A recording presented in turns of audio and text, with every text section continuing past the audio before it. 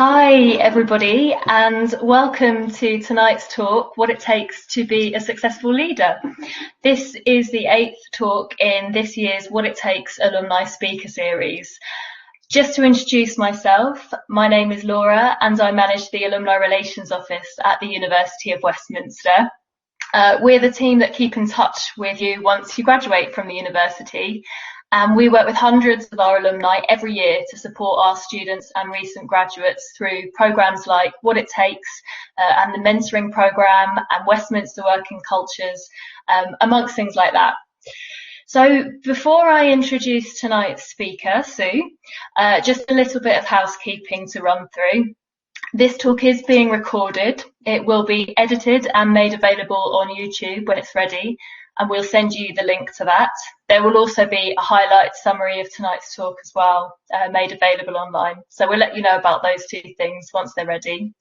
Your cameras and microphones are automatically turned off, but live chat is on. So please do use the live chat function tonight to put your questions in there for our speaker, because we will be collating all of your questions behind the scenes through the talk, and then I'll put these to Sue after Sue's given her presentation.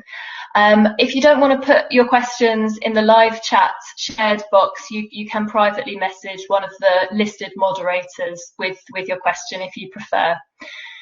And even though live chat is on, the recording which ends up on YouTube won't pick up any of your usernames on the chat. So I am delighted to introduce tonight's alumni speaker, the award-winning businesswoman Sue Liburd, who will be sharing her insights into what it takes to be a successful leader. Sue graduated from Westminster in 1998 with an MA in Human Resources Management, and has followed an incredible career ever since, working for the NHS, the British Army, and in director roles in the charity, the public sector, and commercial sectors as well. Following this, Sue established Sage Blue, a human capital innovation and transformation consultancy. And Sue works for some of the world's leading companies, influencing thinking and behavioural change at the highest levels. And in recognition of her work, Sue was awarded an MBE in 2016 for her services to business, charity and voluntary organisations. And in 2019 was awarded the Inclusive Companies National Diversity Champion Award. And in 2020, so only last year, recognised as one of the top 100 women leaders driving change for gender diversity in the workplace. So if anybody is qualified to talk about what it takes to be a successful leader, it's Sue. So Sue will give a presentation, and that will last 20-30 minutes or so, and then I'll come back online and I'll put your questions to Sue. So that's it from me, and over to you, Sue. Thank you very much. Oh, thank you so much. Thank you. Hello, everybody. Let me just see if I can pop up some slides. Yep, they should be appearing shortly. Absolutely. I can see them, so I hope you can too. Huge thank you for having me along this evening. We are talking about one of my absolute favourite all-time subjects, and that is about leadership. And obviously the title slide says it all. What does it take to be a good leader? So I don't know about you, but I just think the world of management is absolutely fixated with leadership. It really is. And every single sector, so whether you're talking about sport, whether you're talking about politics, the military, education sector, public sector, leaders and the quality of leaders and whether they're good, whether they're bad, whether they're indifferent is just a consistent topic. And I don't know about you, but increasingly the list of attributes that are considered to be, good, better, best, effective, kind of superhuman is getting longer and longer. So what I'm going to talk about this evening are the real, what I call real facts around leadership. And because the thing about leadership is it leaves clues. That's the thing that people often don't recognise. Think that we, just got to have the recipe, and if we just do absolutely everything according to the recipe, do it all exactly the same, then we're just going to be amazing. Well, that's not necessarily the case. So I'm going to be talking about what I call the intracellular matrix of leadership. And let me explain what I mean by that. Let's just use anatomy and physiology for a moment. So the human body, it's got, its major organs. You've got the brain, you've got the heart, you've got the kidneys, you've got the liver, you've got the lungs, you've got all of these major organs. And quite often in health and well-being, we're talking about we've got to strengthen our heart, we've got to do our cardio, we've got to look after our kidneys, all of this kind of thing. And we forget, actually, it's the matrix, the intracellular matrix, the substrate that these organs sit in that is really important. And that's what we need to be looking after. So if we translate that to organisations, then what we're talking about in our organisations then that replace, if you think about it using our metaphor, the organs are things like the finance department, the marketing department, the HR department, operations, sales, procurement. So they're the big things. But it really is the substrate, the culture, the space between space, as I often refer to it, the substrate, the intracellular matrix, is where successful leaders need to pay attention. All right. So as I go through, my talk this evening, you're going to see some polls pop up because, it's a little bit like as I'm sitting here, sharing some of my thinking with you. The danger is I feel as though I'm talking to, it's a bit like talking to an empty theatre. So I want to try and engage you if I can as we go along, as well as obviously answer some of your questions after I finish speaking. So hopefully one of my colleagues here, Hayden, who is sitting in the background hopefully, is going to pop up the first poll. And my question to you is this: do you think leaders are born or created? Do you think leaders are born or created? Pop that in now if you can see that. It should have appeared. Are good leaders born or are they created? And it simply says yes or no. So whilst you're popping that in,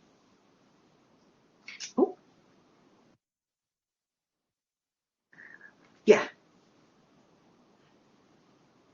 If you think good leaders are born or created, do you think good leaders are born? Yes. Or do you think that they are created? Yeah. Pop it in the chat. Okay. Perfect.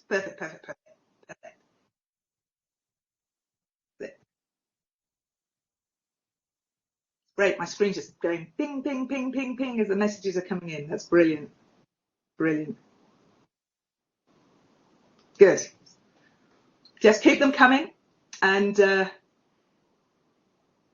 yeah, fabulous. And then let's see if we can unpack that a little, shall we? Let's see if we can pack that. All right. So one of the things I wanted to really give some thought to is what I call the uncomfortable truths. The uncomfortable truths about leadership. And uncomfortable truth number one for me. So if you're, regardless of where you are, whether you are a first line manager or you're in your first leadership roles, or whether you are sitting, at the top of an organizational tree, you're sitting there as, chief exec level, or, one of the chief officer teams. One of the key things that I think we really need to recognize is that leadership is not glamorous, but equally it's not necessarily for the faint-hearted either. And what we find is that it's a little bit like entrepreneurs. Everybody there's this obsession. It's about, well, you know what? If I'm going to go into business, if I'm going to be successful, I've got to be an entrepreneur.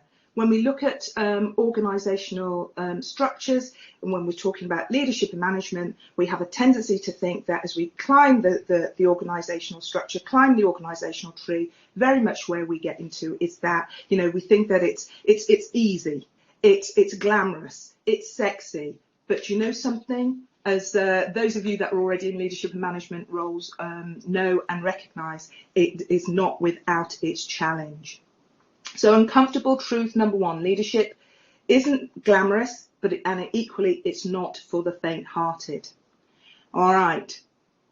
And one of the problems that I've experienced and I see quite commonly is whereby leaders get challenged around what's management and leadership. And I know we can sit here intellectually and say, look, of course, Sue, you know, management's different to leadership. But the reality is that when we're in the day-to-day, when we've got a lot of things coming at us, that sometimes we can find a disconnect in terms of our understanding. So, great. I was going to say, it looks like the answers are coming in. So I'm going to pick up on those shortly. So when we're talking about understanding that distinction, let's get very, very clear. And I think really, really simply what we're talking about when we're talking about management, we're talking about systems, we're talking about process, we're talking about planning, we're talking about organisation. Yes? So how the organisation performs. When we are talking about leadership, I want you to start to think more about the people aspect and also importantly think about change. Because one of the key things in terms of your personal brand and success as a leader is about understanding that people and change are at the heart of what leadership is talking about. Back to our intracellular matrix, back to our substrate, when we're talking about leadership, at its core is your ability to achieve results through other people. So you're empowering, you're supporting, you're nurturing others, but you're moving them from where they are at this particular moment in time to where they need to be. So that is using a whole range of different skills.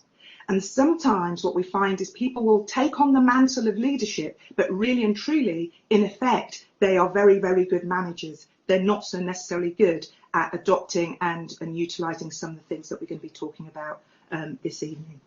So back to that first poll. Do you think leaders are born or do you think they're created? Well, just let me share with you my personal view. Nobody comes out of the uterus a fully equipped manager or leader. We are socialised, we're educated. So my personal view is to remind you and for us all to recognise that the really important aspect is that this is something that we can learn. This isn't something that, and I listen to people turn around and go, I'll never make a leader, Sue. Particularly some of the underrepresented groups that I have an opportunity to influence, mentor and coach, for example. And they go, I'm not going to make it, Sue, you know, and I'm just going, right, well, I'm not a natural leader. What's a natural leader? Leadership is a set of behaviours, a mindset and a way of thinking and behaviour that we learn. And every single one of us, if we want to, can do that. So is management and leadership in particular something we're naturally born with? We're socialised. Babies just don't come out of the uterus with that skill already there. All right. So let's do a bit of a reality check, shall we? Uncomfortable truth. You know, like I say, we have a tendency to glamorise the role of leaders in our organisations and in our society. But I've just got in this grid here, some of the what I call uncomfortable truths, because it's a reality check here. So let's just touch on a couple of these. First of all, power. From the first leadership or management position that we step into, we recognise that we have a taste of power and influence. We have power and influence over other people. And some people, that's a toxic cocktail for them.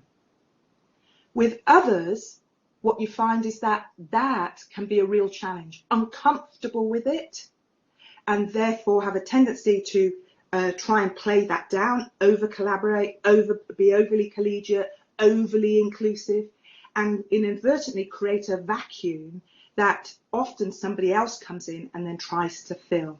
So the reality check here is, when we're talking about leadership also, is that there is a power dynamic at play. And we have to be very careful about how we use that. It's a really important and comfortable truth. Some of us, we abuse that position.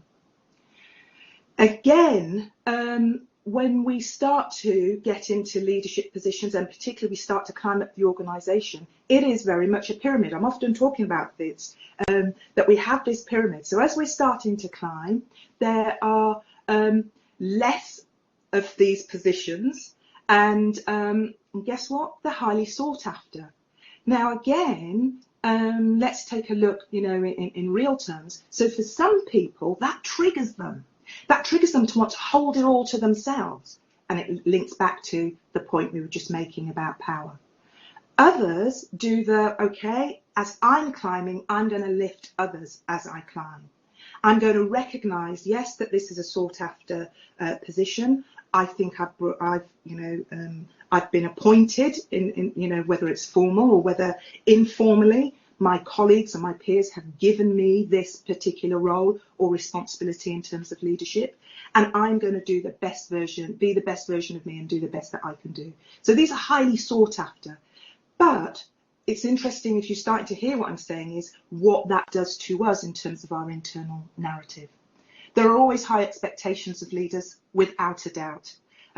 Some people put us up on a pedestal. Sometimes we put ourselves up on a pedestal. Remember, I'm talking about some of the uncomfortable truths here about leadership.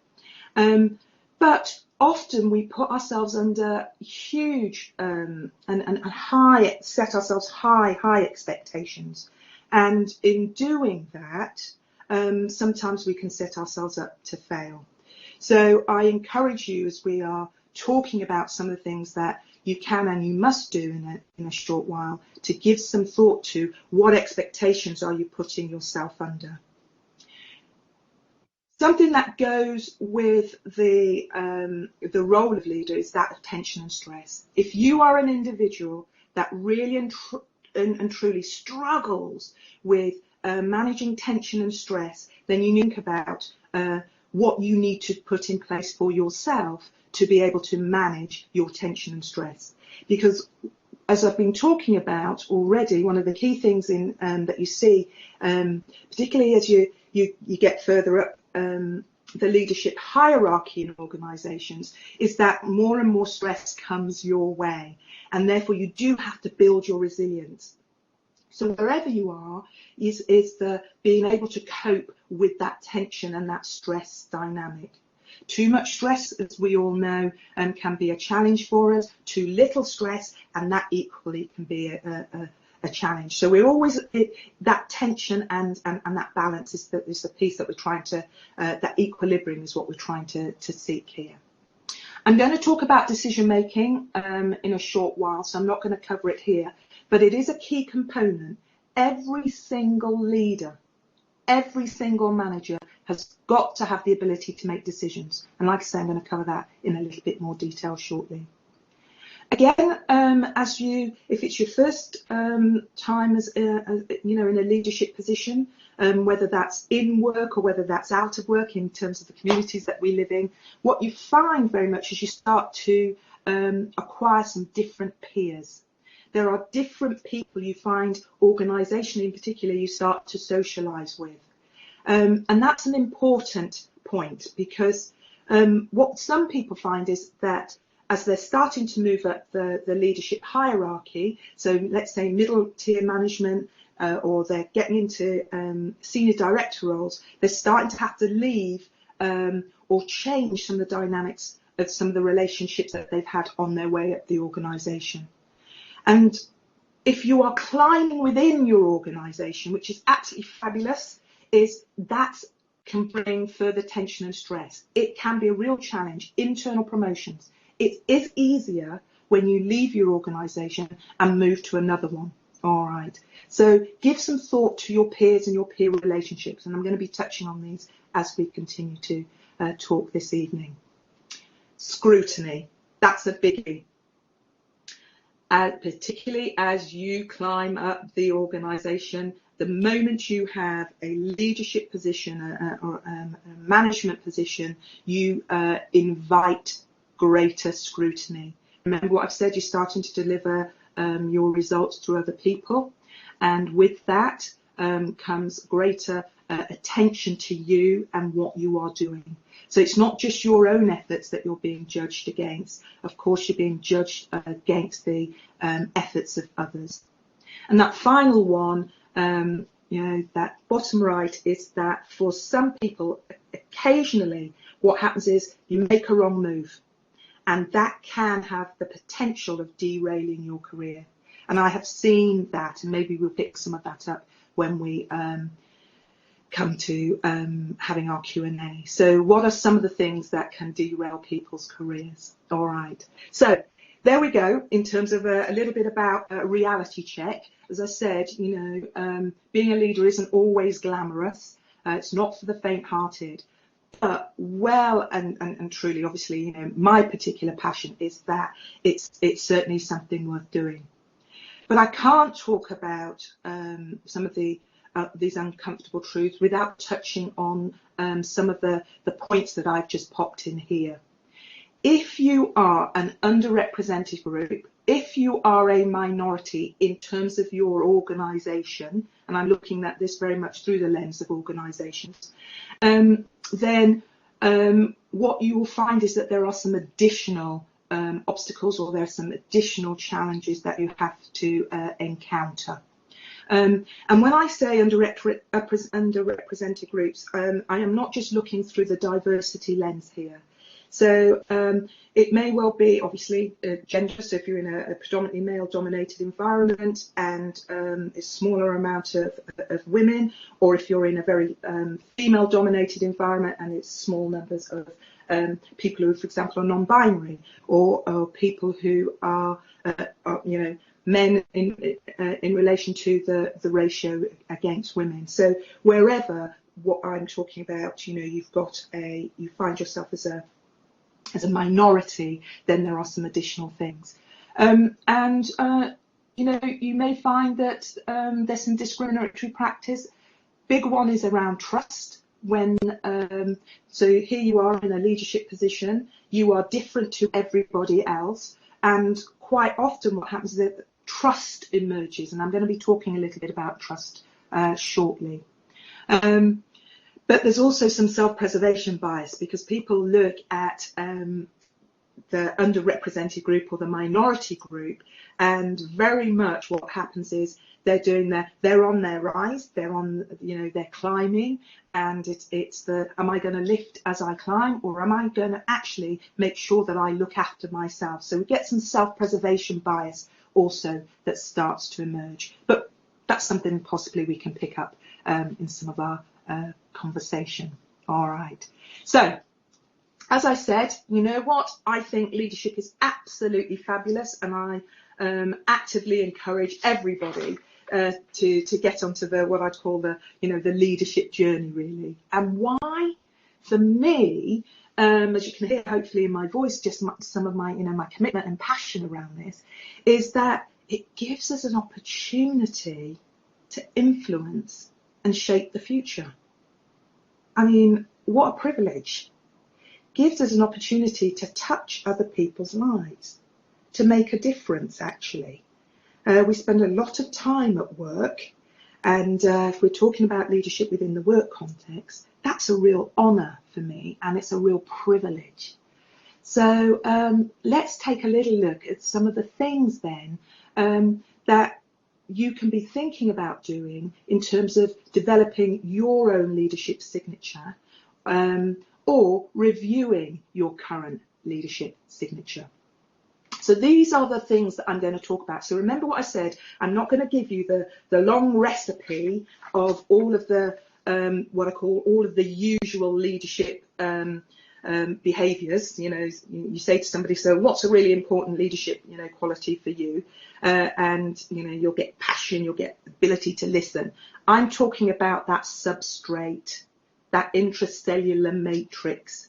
So these are things that will really make a difference to you. These are the things that I've observed in terms of highly successful leaders. So, like I say, I'm going to talk through all of these. Now, I'm conscious that you can just see in the chat that some people not necessarily seen the slides. So I'm just going to read all of this, and then, like I say, we're just going to talk through them. So, things that you can do are start to keep an eye on the future. Got to make better decisions. I will be talking about decision making. Become a relationship builder. You've got to be change sensitive. So we'll be talking about embracing change. I'm going to be talking about being a continuous as well as intentional leader.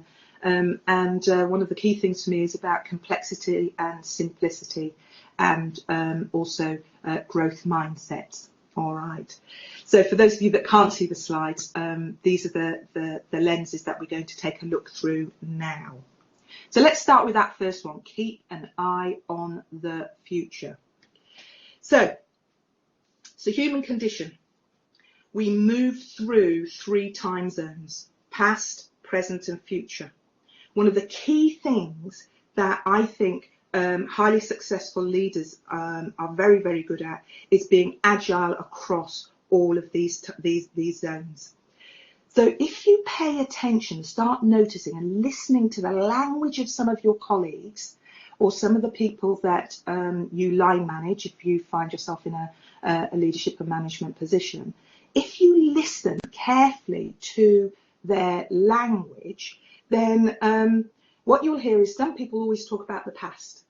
When I did this, or 5 weeks ago this, or in my last job. So you'll find that they are past centric, and it's not about making these right or wrong, by the way. It's just about you starting to notice. It's important as a leader, past, present, future, in terms of how you are going to influence and how you're going to communicate and how you are going to lead. So people who are past centric. There are other people who are very future centric. So they're always looking to what's coming next. You think about it. Are you one of those people that, let's say you've planned a holiday, you haven't even gone on the holiday yet, and you're talking about the next holiday? Or you're packing your bags and you go, well, actually, where are we going to go next year? I know we're in a corona year and I'm talking about aspirations about being able to go back on holiday, but you know what I mean. You get the drift, all right. But listen to people's language patterning, and successful leaders really hear that. And then, of course, like I say, we move along this continuum regularly, past, present, future, past, present, future. The world around us is constantly changing, and therefore leadership behaviours are constantly changing. So as alumni, of course, when I finished doing my master's at Westminster, all of the theory that I took and I put in place, I've had to continue to evolve some of that thinking, evolve some of those models, evolve my approach. I'm not still doing exactly the same things that I did in the late 90s, or I thought that was absolutely gold then. You have to keep evolving. What got you here isn't necessarily going to get you to where you need to be going forward in terms of the future. So when we're talking about leadership behaviours, the leadership behaviours at the moment that we're seeing that are really, really relevant and really important, of course, are inclusive leadership, diversity of thought and respect, resilience, mindfulness. Whereas 20 years ago, 30 years ago, you would have heard more about command and control.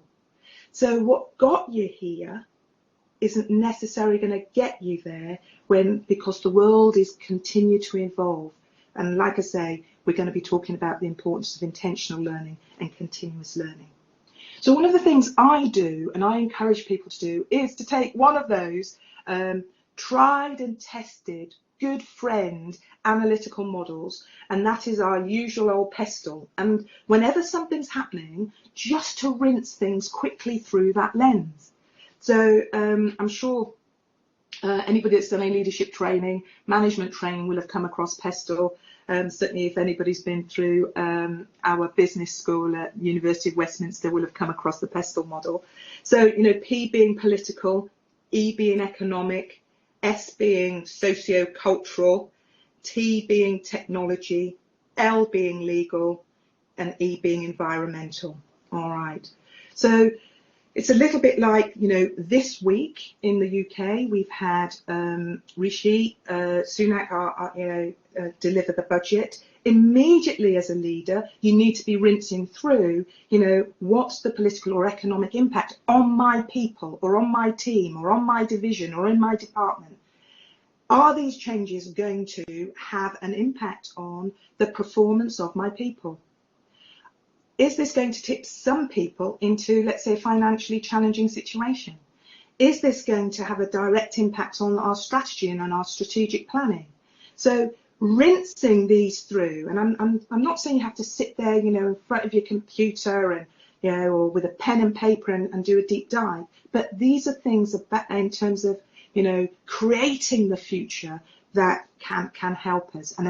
And when I spend time with senior leaders, this is their mindset.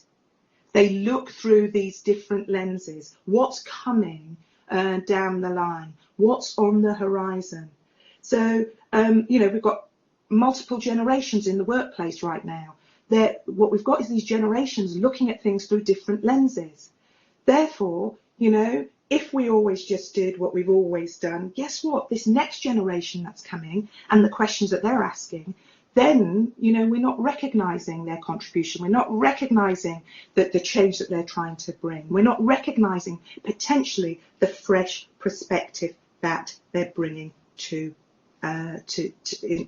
play, in essence. All right. So what got you here won't necessarily get you there. It's a key one, this. It sounds simple, but it's not necessarily easy, because as leaders, we can't afford to spend time just in our comfort zone, and we can't afford to just spend time if we are past-centric. So we have to be able to move across those time zones, past, present, future. Okay. Next area that is worth giving some attention to, as I've already been referencing, and whenever I'm talking with leaders and I'm talking about management or I'm talking about leadership, it is our ability to make better decisions. Every leader, whatever level, has to make decisions. We are, as the slide shows, we are decision-making engines. And, you know, the key thing is that when we're in leadership positions, we get so much information. It comes at us from all different angles, formally through our systems, through our processes. It also comes informally also. So we are really absorbing a lot of information, a lot of data at any one time. And one of the things about those managers that are struggling, or those leaders that are struggling, and those that are absolutely excelling, is the ability not to get cluttered. So remember what I was saying earlier about an uncomfortable truth can be something around the, you know, some of the tension that people experience, some of the stress. And when people are getting really, really cluttered in terms of their leadership and management roles, then what we see is some of that decision making start to suffer, some of the quality of their decisions.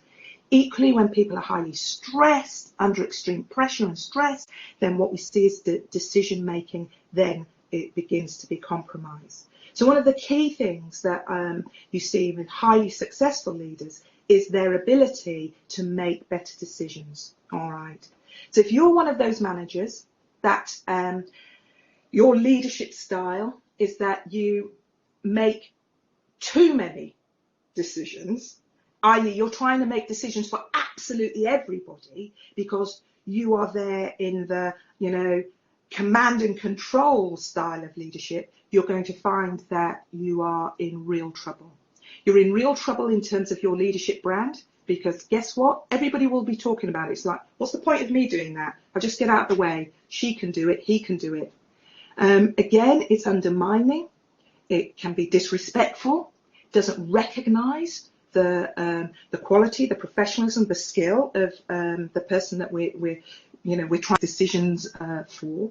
But equally, we lose some of our objectivity. We can't sort the wheat from the chaff. And as leaders, that is our responsibility. So what are some of the things that we can do to enable us to make better decisions? There's always the ability to what I call role model. There are people around us that are really good decision makers. Observe them. What is it that they do? And take some of that behaviour and model it, role play it for ourselves. And if it starts to deliver benefits for us, then we continue to use that. Again, in terms of making better decisions, is to start to look at creating hierarchies. We all operate the hierarchy of our values. It is what is really important. So, is this urgent? Is this a nice to do? So it's just about starting to ask ourselves a different set of questions. I think in our tool bag as successful leaders, our ability to ask good questions. They don't have to be perfectly worded, by the way. So for the perfectionists that are sitting here and listening this evening, they don't have to be perfect, but they have to come with a particular intent. So to ask more questions will enable you to make better decisions. And we can talk about this again a little bit more in the Q&A. All right. A question just popped up as I'm talking. I can't see all of the questions, and obviously we will talk about those. But it's an interesting one around, remember when I talked about potential derailment? There's something there around if we make wrong decisions, what are the consequences of those? And sometimes it's that fear of making a wrong decision that has people, some leaders, in that procrastination phase. And when we're procrastinating, we're creating a hiatus. So it's very, very important we make a decision. Now, we all like to make qualified, better informed decisions, get as much information as we possibly can to make those decisions, absolutely. But it is have we got enough information to make a decision right now? If that's a yes, we then move forward, knowing then that we can iterate as we go along. I'm obviously, I'm talking here obviously in generalizations. Decisions are made within certain contexts. I get that. I absolutely get that. All right. Shall we have another poll? And let's just take a little look at maybe some charismatic leadership. So are charismatic leaders more effective than those who are not? Let's make that a yes or no. Are charismatic leaders more effective than those who are not? So let's just see whilst you're thinking.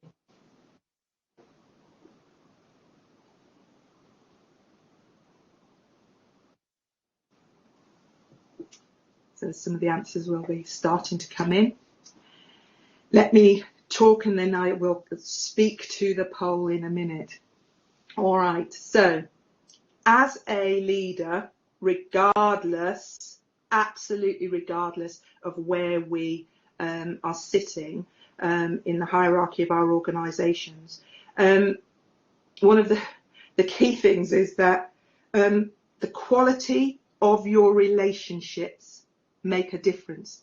We're delivering a lot of our results through other people.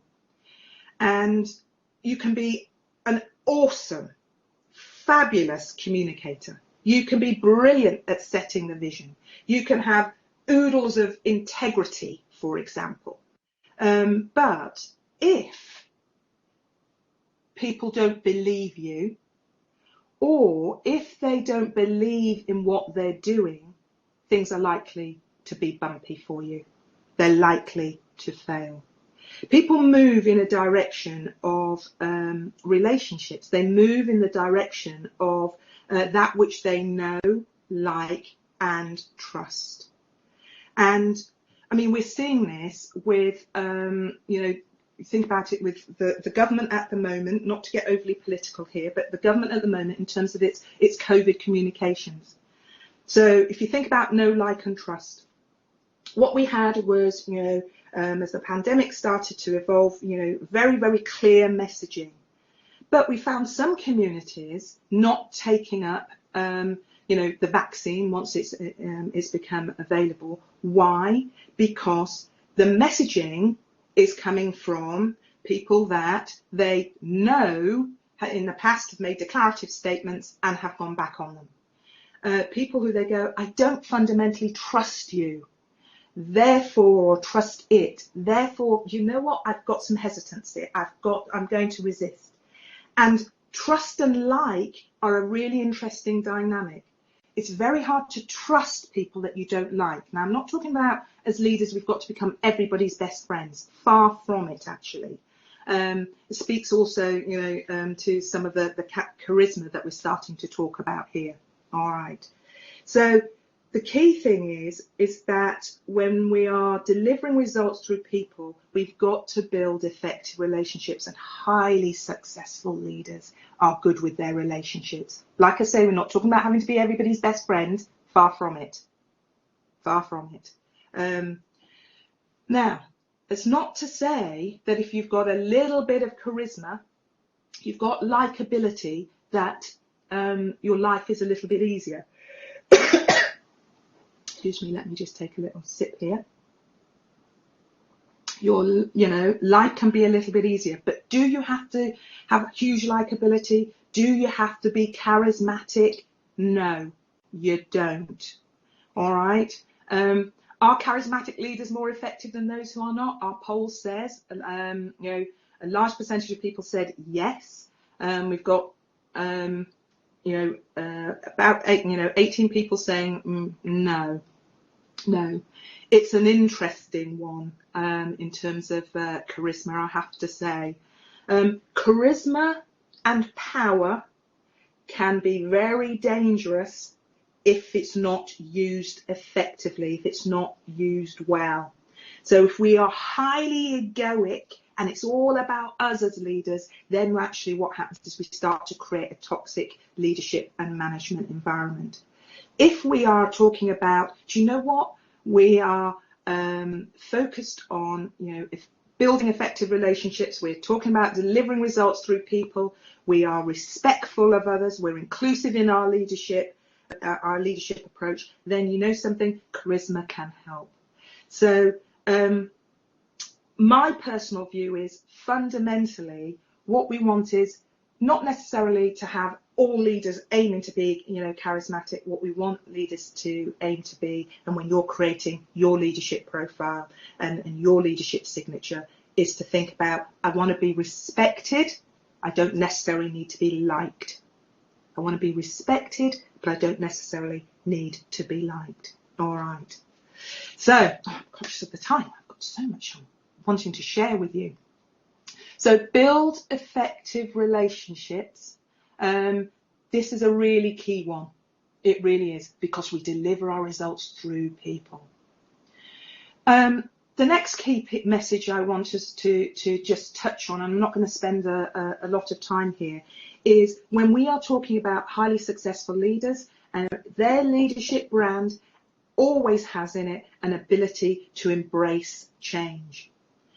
One of the things is you cannot be somebody that is a late adopter in terms of change. Perhaps we'll have another poll on this one. Poll number 3. Is it a myth? Do you think it's a myth that people dislike change? Is it a myth that people dislike change? Because we hear that, don't we, in the world of change and transformation. We always hear, people dislike change, people don't like change. Is that true? Is it a myth? Do you think it's a myth, people dislike change? Or no, it's not a myth, Sue. It's the truth. People really do not like change. It's great. I'm seeing some of the comments coming in. No, I hate change. Yeah, absolutely. So let's see what you think. As leaders, as I say, one of the things is we have got to get comfortable with change. We have to be role models of change. We have to be early adopters of change, because people will only go as far as we go. One of the key things that we see in terms of, and I'm teaching grannies slightly to suck eggs here, and you will be seeing this on a day-to-day basis, I'm sure, is that if in your organisations a new change initiative is being discussed or has been launched, it's not the top of the organisation, the top of your tree that people look at and go, yeah, okay. People look to their peers and they look to their immediate line manager. Now, if their immediate line manager is not on board with the change, the chances are, you know what's going to happen, that change initiative is going to stall, or at worse, there's going to be some sabotaging behaviour. So as leaders, you've got to get comfortable with change. Absolutely get comfortable with change. Yeah. So is it a myth that people dislike change? You know what? It's not change per se. It's people dislike uncertainty. People dislike ambiguity. In personal lives, things are changing all the time. People upgrade phones. People change their utility supplier. Change has an ability to bring some freshness and to bring some energy. So where organisations are getting stale or teams are getting stale, then we need to be advocates of change. But change for change's sake, that never lands well. Never lands well. So as leaders, one of the things we have to do is be effective change agents and early adopters. Now, one of the key things, as we are knowing right now, you think about it, this pandemic year has taught us something.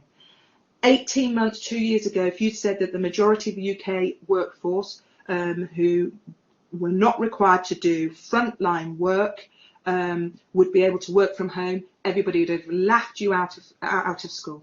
Absolutely laughed you out of school. They said, don't be silly, that's not possible. What have we seen? That's an untruth. That's an untruth. And we've managed to pivot and flip in terms of people working from home. Now, I know that has caused some people some challenge and some difficulty. With that has brought some tensions also. Recognise that. But here's the thing. It's a change. But it's also enabled some different people to come into the workplace that would not have been able to come into the workplace before. All right.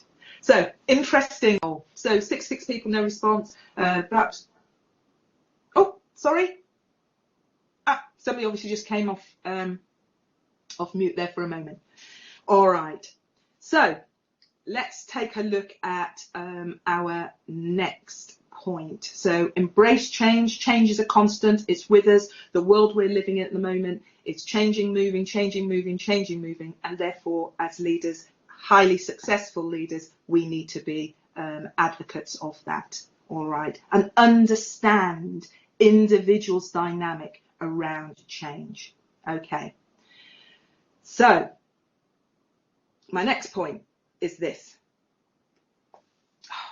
This one for me is huge. It's really, really important. Not just because, we're all alumna here. This is the, if you don't adapt, you don't learn, you don't change, then you're going to go the way of the dinosaur, because the world we are living in, as we're just starting to talk about, is continually evolving and changing and moving.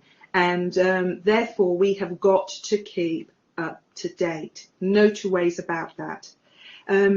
So it's very easy to say, right, yes, we need to be continuous learners. But what does that mean? And one of the beautiful things is about, particularly this time, is that it's a recognition that it's not just formal learning.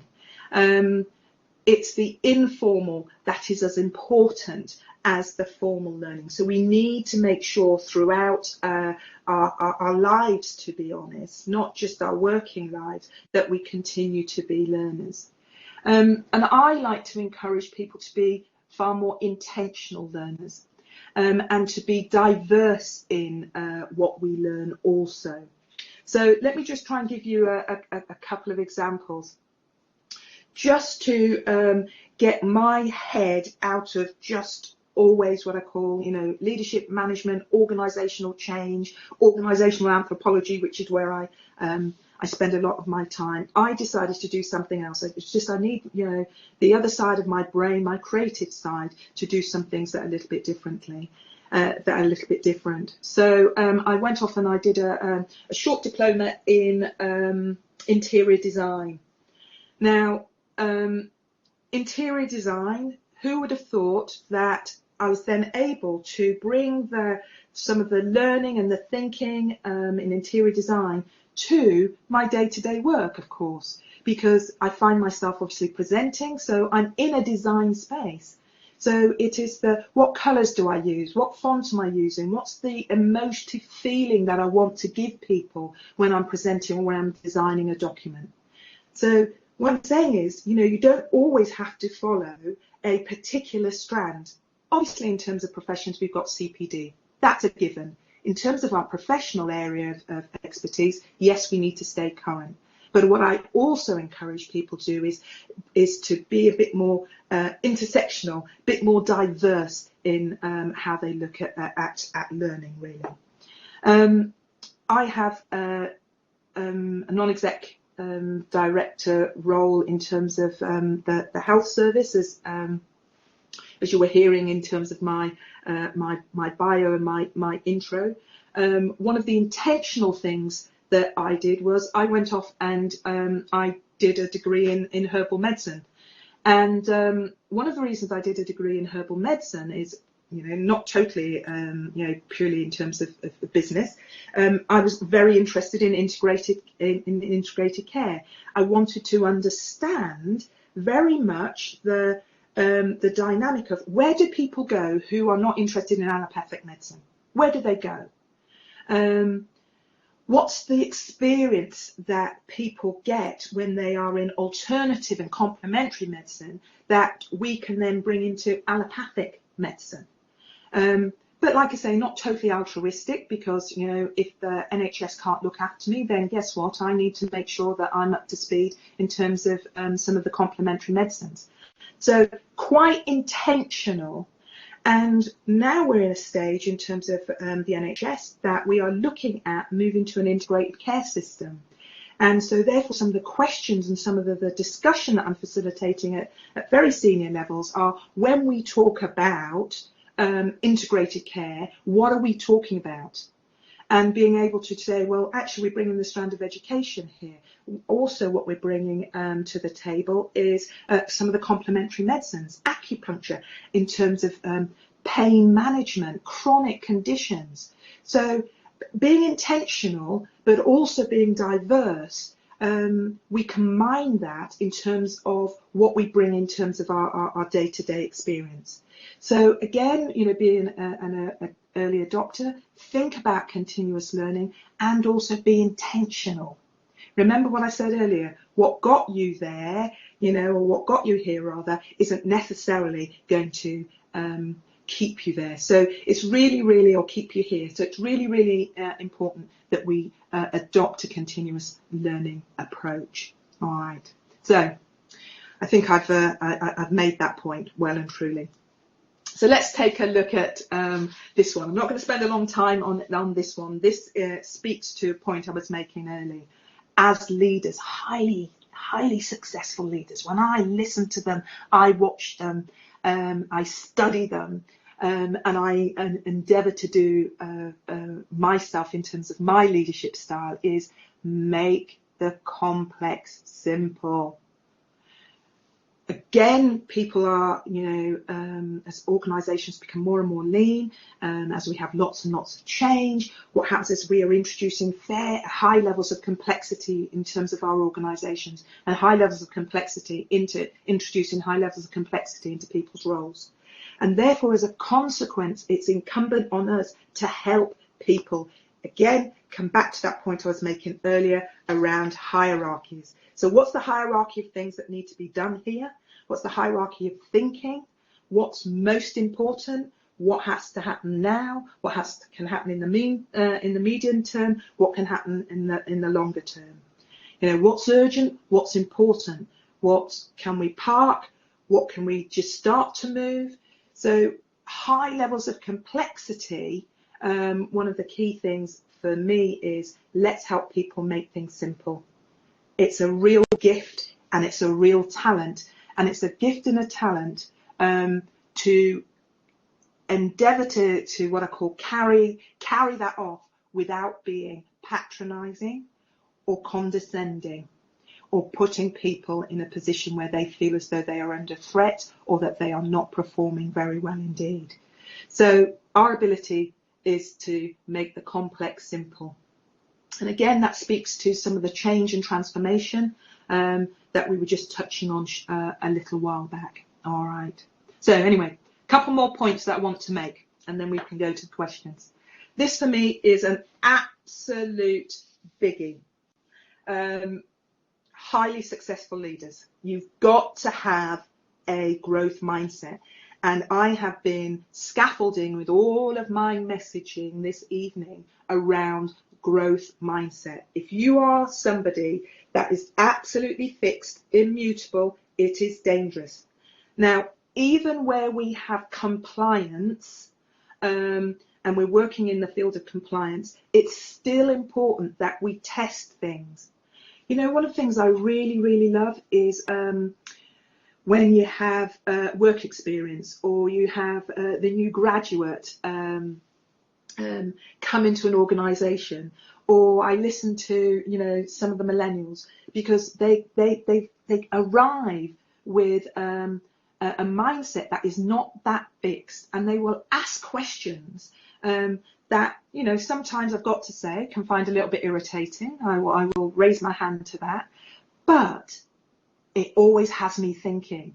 And it's one of the things that, the power, for example, of reverse mentoring that we're seeing more of in organisations. It's an ability to have some questions asked of us that when we're just operating in our usual comfort zones or with our particular peers, that we can get all a little bit siloed. So having a growth mindset is really important indeed. So let's have another little poll whilst I'm talking about some of these points. So this will be our final poll, actually. Do you think leaders should analyse team successes and failures? Should they analyse team successes as well as failures? Should they analyse team successes as well as failures? And this question here speaks to the fact that we have a bias often to just focus on the failures. We have a bias on focusing on the negative. It's a human condition, actually.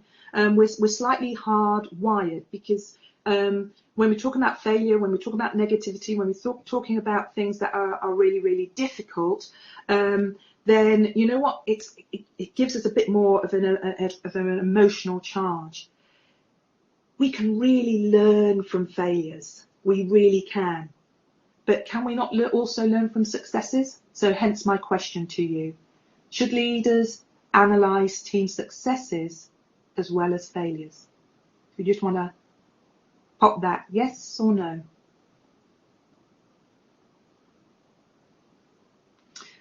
So, the majority of people are saying yes. Majority of people are saying yes. So the poll will keep popping in, and the poll will close very shortly. So as I was saying, the negative for us is far more sticky. That's the thing.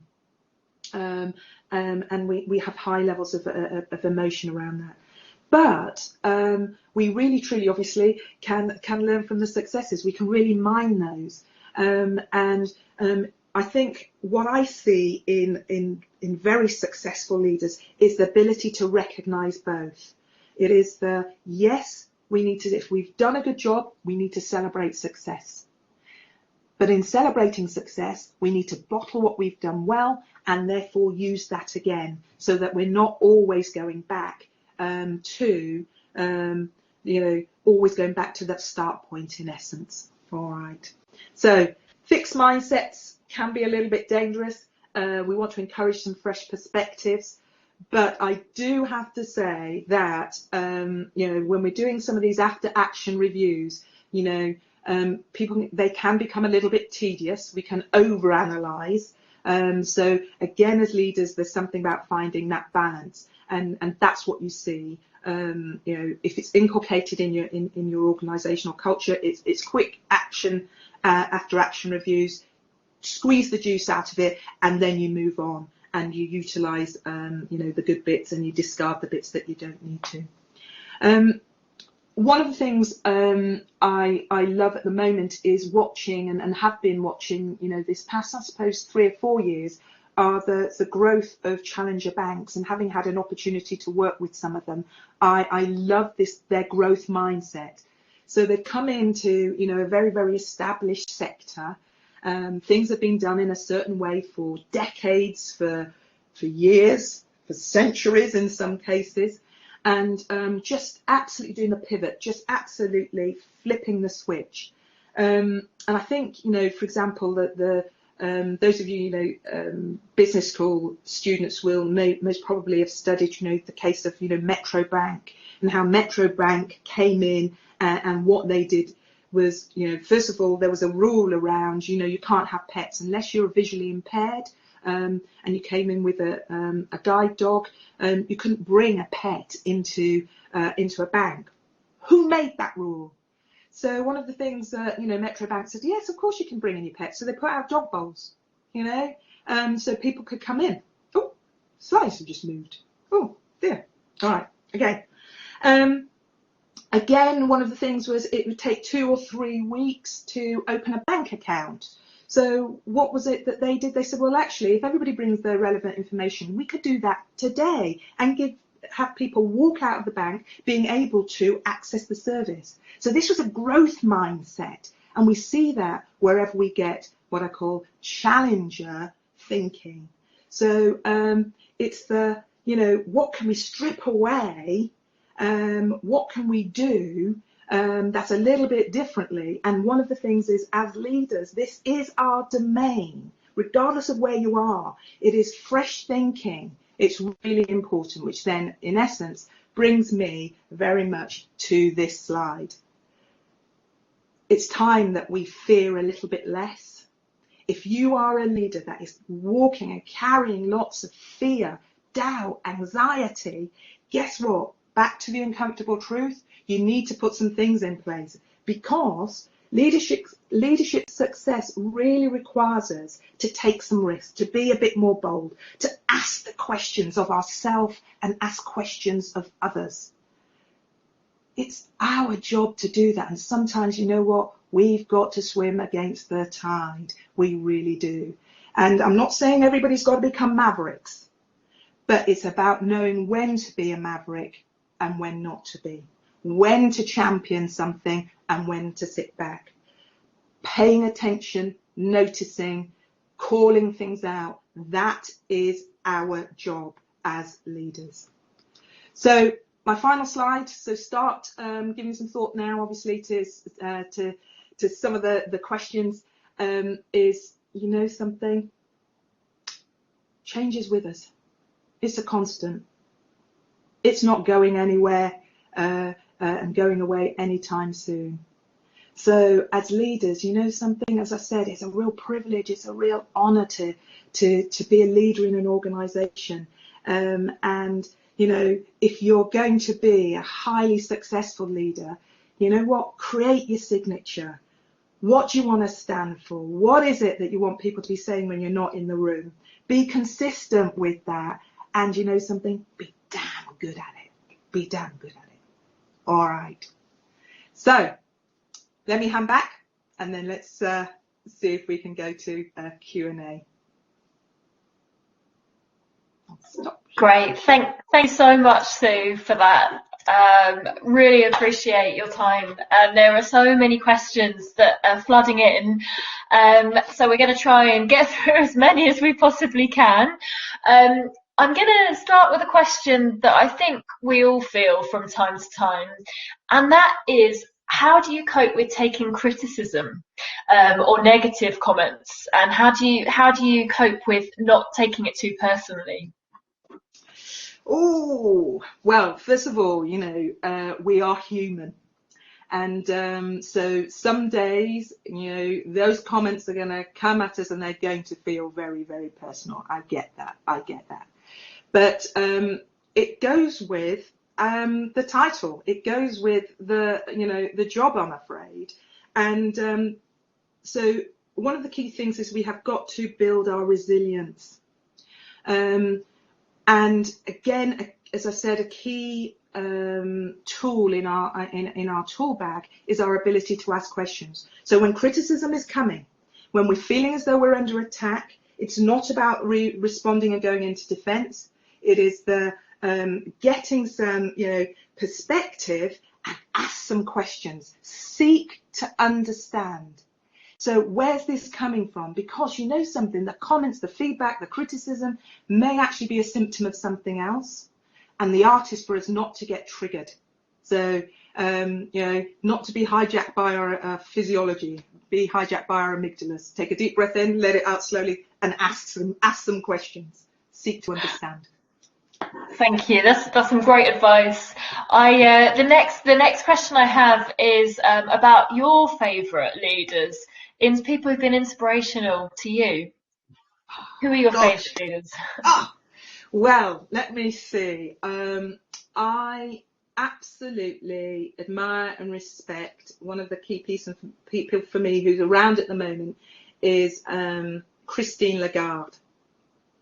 I find that, first of all, she's successful, she's been ambitious, but she's been authentic. She's articulate, she's intelligent, she's succeeded when people have thought that she wouldn't, when, there was potential scandal. She had integrity, she calls things out, comes across as somebody who's got time for not just her particular causes and areas of interest.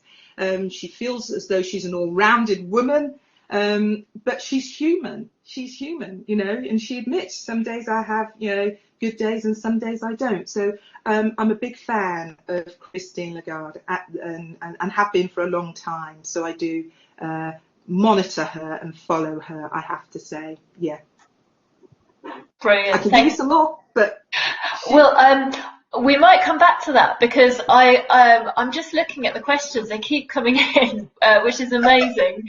So the next one I'd like to ask you is, what advice would you give to young women at the beginning of their career journey who want to go into leadership roles? Oh, this is really, really important. Okay, so number one is, do not listen to anybody that is telling you can't do it. Again, beware of your imposter syndrome. Particularly if you're a little bit younger, you're getting those first positions, you kind of look around and you just do the, oh gosh, I've got this position, am I good enough? And, all of the challenge. Kill your imposter syndrome. Kill it dead. Everybody's got some imposter syndrome. Whenever we get into a new role or a new, or take on a new responsibility, there's always, because we're out of our comfort zone for a little while until we habituate. So there's always that piece of, am I good enough? Or I might get caught out here. That's normal. Men have it as well as women, by the way. This is, if you're not careful, the bias in terms of some of the media and the literature is this is a women's problem. It isn't. High performing individuals quite often have imposter syndrome. So my advice to young women is, what have you got to lose? Go for it. What's the worst thing? I've always carried a mantra, all right? So I encourage people to create a mantra for them. And in my early days, I'd go, well, what's the worst thing that can happen? They can't legally beat me. They can't make me pregnant, so hey, what's the worst? And now I just do well, if not now, then when, Sue? So it's some of that, just checking into some of that internal narrative that goes on. So if you're a young person, guess what? What's the worst thing that could happen? Somebody could turn around and say no, or you have an experience and things don't go perfectly well. As long as it comes back to the point we were just making, is learn from it, mine the experience, and therefore when it comes around again, you're taking that learning consciously into that next situation. But yeah, you know what, young people, this is your time. This is your time. Brilliant, thank you. Okay, so the next question we've got is, what do you think is the best way to build a positive mindset culture within your team?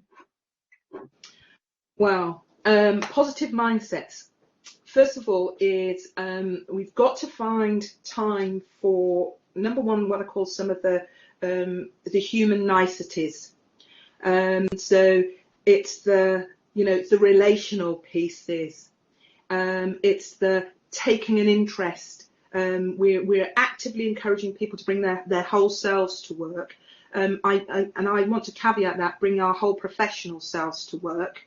There are, some things that people do in their personal private life that need to stay in their personal private life. I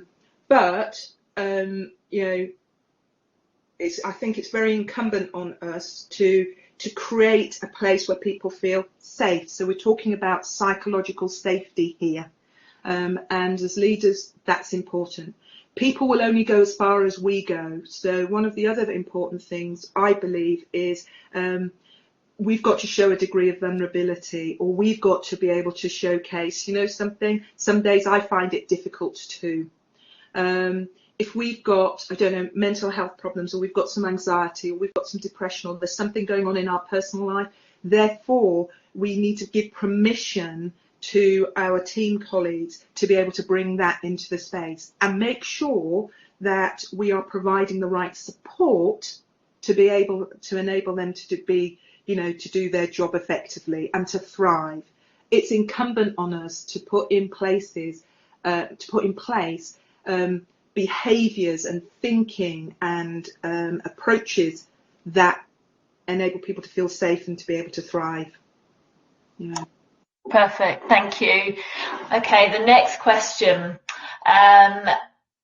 So, in a psychology experiment, it must be a particular psychology experiment, it said that a dominating or controlling leadership style was as successful as a more friendly one.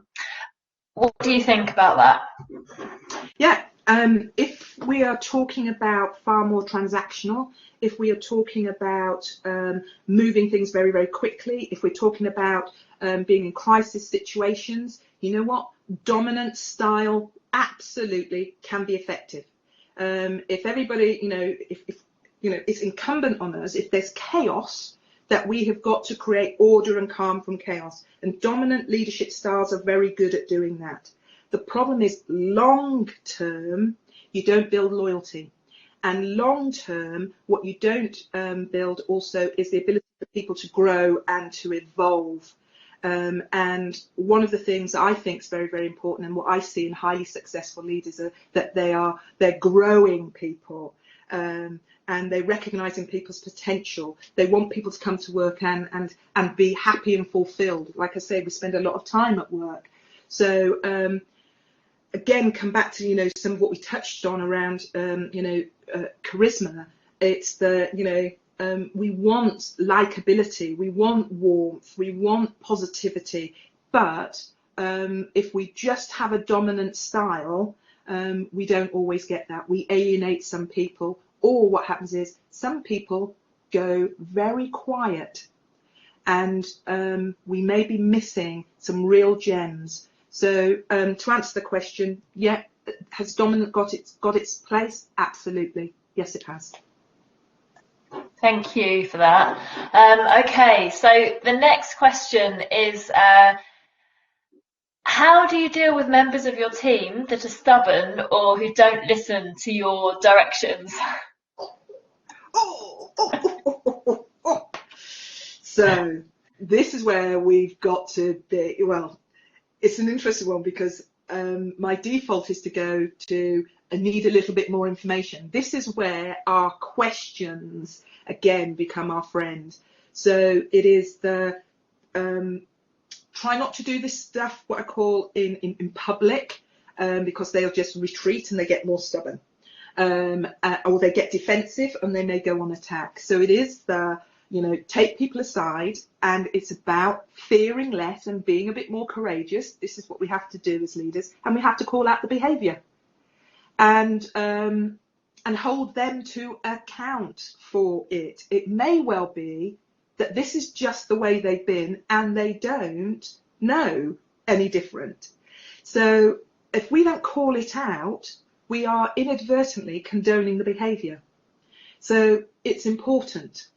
Again, then we have to honour our word. So if we turn around and we contract with that individual to say, look, I'm going to do some things differently, you're going to do some things differently, guess what? We then have to honour that, be consistent, but we also have to police it.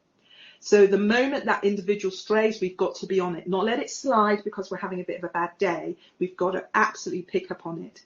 So, obviously everything's contextual, I get that. And it may well be, there are some people that we really do not chime with. We don't like them and they don't like us. But that doesn't mean we can't find a way to respectfully work together. That's what I would argue. Thank you.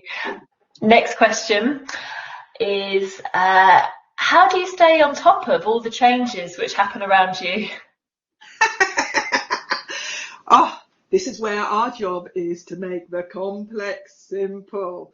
Okay, it's all about hierarchies. There's so much coming our way.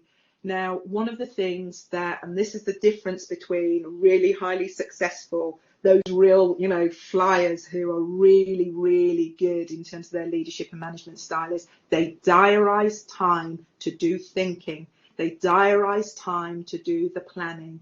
They see it as a key component of their job. So they create the space. So it isn't a case of they're going, let's say, back to back to back to back to back meetings, and then they are at the end of the day trying to catch up with things and trying to do the prioritization and the hierarchy. And then what they do is they carve out time. Equally, they're very good at delegating. And so it isn't about we've got to do it all. And they're very good at prioritizing. That's the secret. What is more important that at this particular moment than, is this more important than this? Is this more important? So they're very good at prioritizing and looking at the hierarchies. It's a discipline. It's a discipline. And there's no one rule. This isn't I've got to go on a time management course. This is, you've got to find, this is part of your own style. You've got to look at your own signature in this one. Brilliant. And we've had a couple of people who've asked a very similar question, and that is, how would you broach the subject of diversity in organisations that have the typical sort of white male in leadership positions, and in an industry that appears to pay lip service to diversity? Becoming a leader, apart from personal development, growth, and leading those around you, also rely on being appointed. So yeah, I think that question, I've sort of just read it out as it's come in, but how would you approach the subject of diversity in organisations that have typical white male in leadership positions?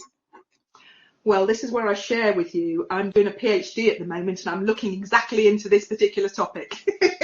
So invite me back in about 18 months and I think I might have some answers. one of the things is that looking at the way in which I talk about, in terms of diversity, a lot of organisations are all using what I call the same playbook. They're all trying to do the same things. And where we have got white male dominance, the tendency is that we have a mismatch, a misalignment in what we're talking about when we're talking about diversity and inclusion, and when we're talking about equality, or we're talking about equity. So, for example, they invariably will go, in their worldview, the organisation is a meritocracy, and we've got all of these systems in place, and so their default will be, are the systems in place and are they working? And they then get, reassured that the system's working. Yeah, so we've got this policy, and we're doing this recruitment, and yeah. But as we come further down the levels of the organisation, when we're talking about diversity and inclusion, we're very much looking at it through the lens of the demographic. So we're going, right, okay, am I seeing somebody else like me here?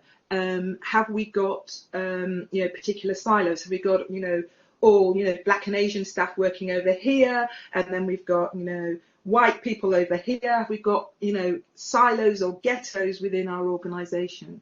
Have we got a sector whereby, we've got, LGBTQ colleagues over here, but actually we've got straight white colleagues over here, or, so we look at it differently. So one of the key things organisations have to do is start to have a real conversation about what does an inclusive culture really look like.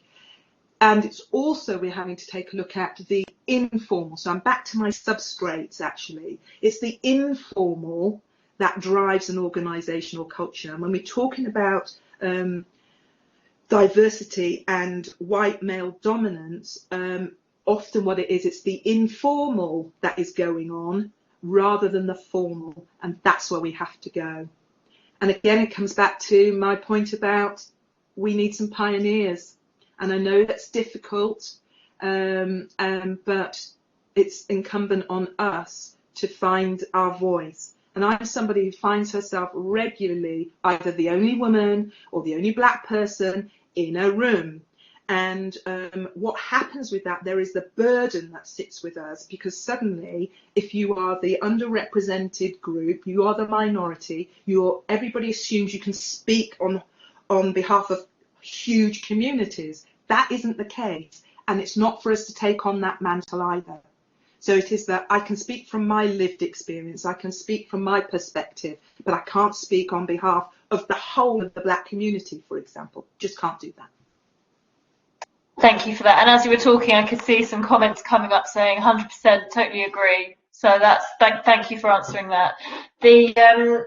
Okay, so there's so many questions here, and I'm trying to pick just a few select ones with the time we have. How do we train ourselves to get comfortable with changes? Okay, how do we train ourselves to get comfortable with change? Right, step number one is this, it all starts up here. There's a mindset piece. So we do need to recognise that, we are human, and we may have some resistance. So number one is to recognise, do I have some resistance to change? Okay. Second thing is to start to actively put yourselves in situations where you are at the edge of your comfort zone. I'm not talking about overwhelm and panic, but where you feel a little bit uncomfortable. So, for example, let's say, you don't like presenting. Find ways to present, for example. If you usually ask a colleague to present a report or a paper because you think that they do it better and they have more knowledge than you do, then guess what? Raise your hand and you speak first. Put yourselves in situations whereby you're a little bit uncomfortable, and habituate around there, but don't get complacent, and then do a little bit more, and a little bit more, a little bit more. And that's also why I'm a big fan of intentional and continuous learning. One of the things that does is, first of all, it puts you into communities that you may not ordinarily find yourself in.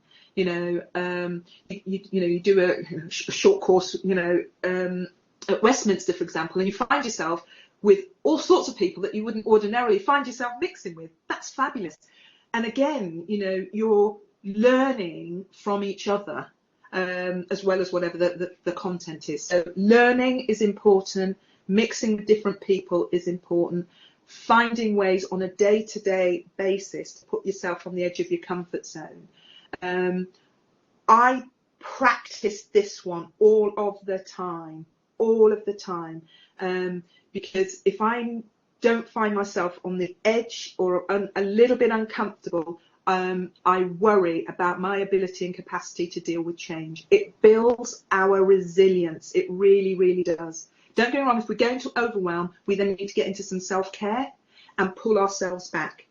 So it is about being gentle with it. I'm not saying, you know, leap off the edge of the cliff and it's catastrophic.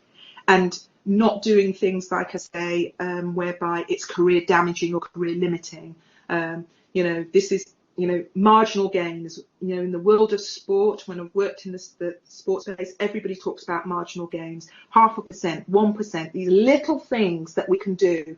And then over time, they're cumulative, and with accumulation then comes change. Yeah. Brilliant, thank you. Okay, so the next question is, there is a notion that everybody should strive for leadership, and there's a lack of appreciation for those who take up other roles. How does this correlate with the capitalist system, which needs people at all levels of the pyramid? So, love that. Absolutely, you know, and that speaks to that first piece I was talking about around, you know, when we do a reality check. Not everybody wants to be a leader. Not everybody can be effective as a leader. For some people, it can be incredibly stressful and anxiety provoking.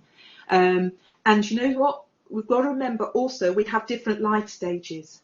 There are things that, you know, I was, you know, really enthusiastic and keen and ambitious at doing in my 30s, where here I am now in my 50s and I'm going, oh gosh, no, do you know what, on this one I'm going to sit back and I'll have a cup of tea, you know. So we have different life stages also, and we can't, I'm a big fan of ecosystems as opposed to hierarchies, if the truth be known.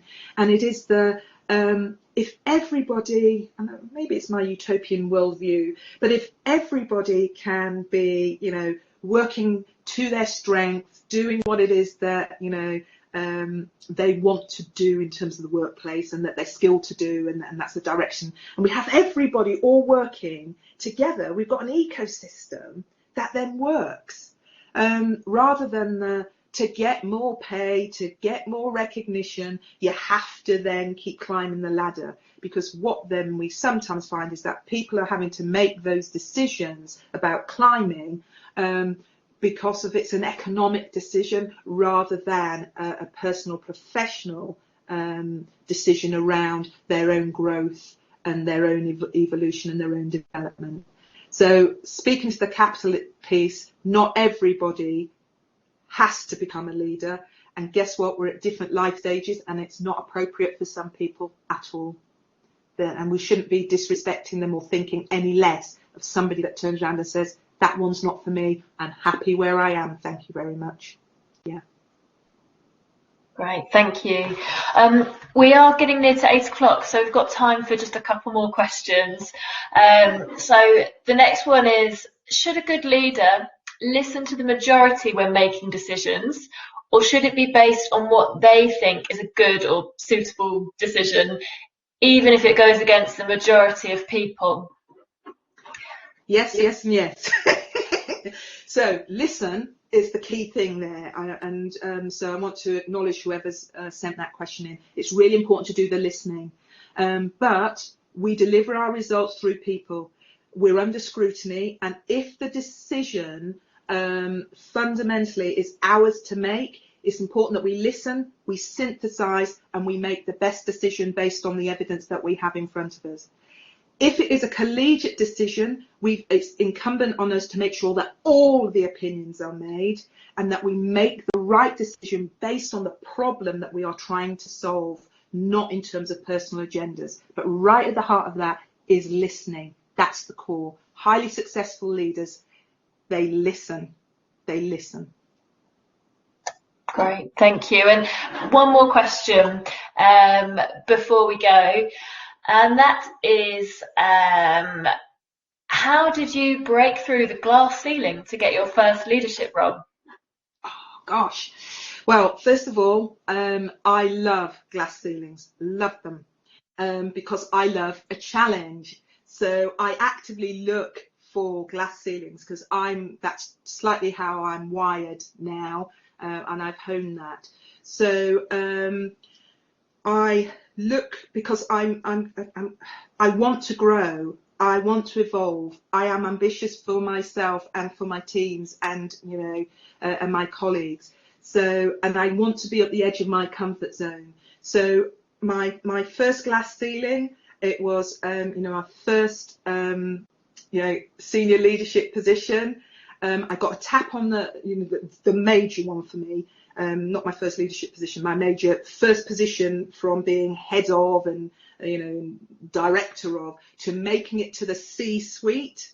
That was huge. And I had a tap on the shoulder when somebody said, Sue, I think you're ready. And I went, I'm not ready. In my head, I opened my mouth and I went, yes, I'll take it. I'll do it. And it's that. And it's just having the courage in that moment to be able to say, yes, I'll do it. And it's let's go and dance on some glass ceilings. Dance on them. Yeah. I love that term. I'm going to take that one with me, to dance on the glass ceiling and not see it above me. Thank you. Thank you so much. There's been some really positive comments that hopefully you've been able to see as well, popping up through your presentation and through the Q&A tonight. So thank you ever so much, Sue, for your time this evening. We really, really appreciate it. So I'm just gonna finish off with a couple of things to say, which is, for those who have joined us tonight, please do complete the short evaluation survey about tonight's talk. It will be popping up in the chat box. It doesn't take long to complete at all, but your feedback is so valuable to us and to Sue as well. And we will email you all a link of this recording of tonight's event as well. The next talk is in the What It Takes series, is actually happening this coming Monday, and it's what it takes to be a successful woman in business. It's Monday evening, Monday the 8th of March, same time, 6:30 till 8 o'clock. And of course, it's a very topical event because what we've been talking about tonight, but also because it's International Women's Day as well. So please do join us on Monday evening if you can. And that's it from me. And Sue, thank you. Your video has just disappeared. I don't know if that was intent. Oh, it's come back. Brilliant. But yeah, thank you so much once again for your time this evening. We really appreciate it. My absolute pleasure. Thank you for having me. Thank you. Thank you. Thanks so everyone. much, Sue. Thanks, Sue and Laura and my colleagues for helping. It was really, really inspirational. Sue, I've been in a trance. I think I need to watch the recording, but that was awesome. So I'll send you a follow-up email and I can share some nice bits of feedback because there's been so many nice comments. And yeah, that was really, really brilliant. So huge, huge thanks and have a great evening. I will. Thank you all. Thank you, everybody. Thanks, everyone. Goodbye. Bye.